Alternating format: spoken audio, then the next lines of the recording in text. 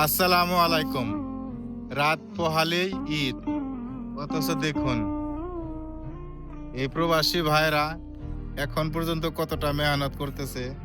যাই হোক, আসুন আমরা এই প্রবাসী ভাইদের সাথে দুইটা কথা বলবো। আর এই মুহূর্তে আমি আছি রুস্তাক। রুস্তাক পাহাড় দেখে তো বুঝতেই পারতেছেন, চতুর্দিকে পাহাড়। আমি আছি একটা খেজুরের বাগানে। যাই হোক, কথা না বলি, চলুন তাদের সাথে দুইটা কথা বলি।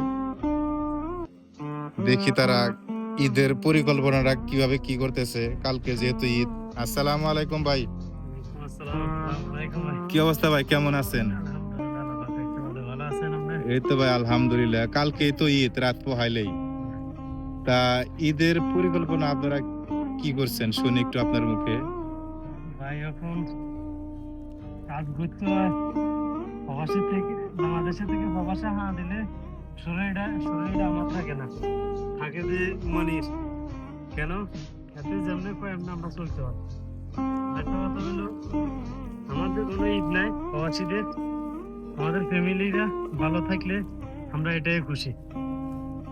আর এখন ঈদের দিনও আমাদের কাজ চলে। তা বাড়িতে কি টাকা পাঠাইছেন এই ঈদের সময়? পাঠাইছি মোটামুটি ভাই। পাঠাইছেন, তারা তো আসলে আপনারা যে কি করতেছেন এই জায়গায়, এটা কিন্তু কেউ দেখতেছে না।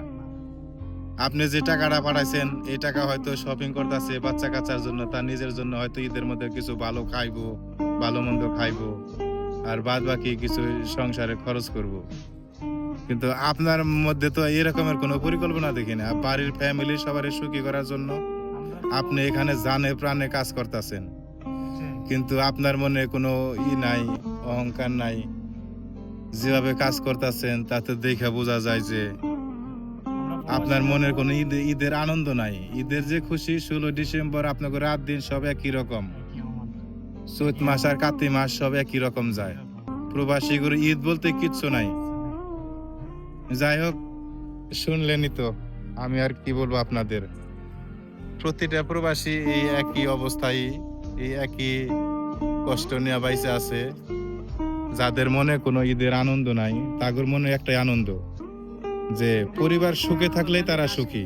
ঘাস কাটি খালি হুম, ছাগলের লাই। ছাগলের লাই, বরকির লাই, উটের লাই, ঘাস কাটতেই হবে, যার যে কাম করতেই হবে, উপায় নাই। হয়তো এক বেলা ভালো মন্দ অনেকে খায়, অনেকে হয়তো তাও তার কপালে জুটে না। ঠিক আছে, তবে ভালো থাকবেন সবাই, কিন্তু ভিডিওটা লাইক কমেন্ট অতি দ্রুত শেয়ার কমেন্ট করবেন। শেয়ার করে ছড়িয়ে দিবেন।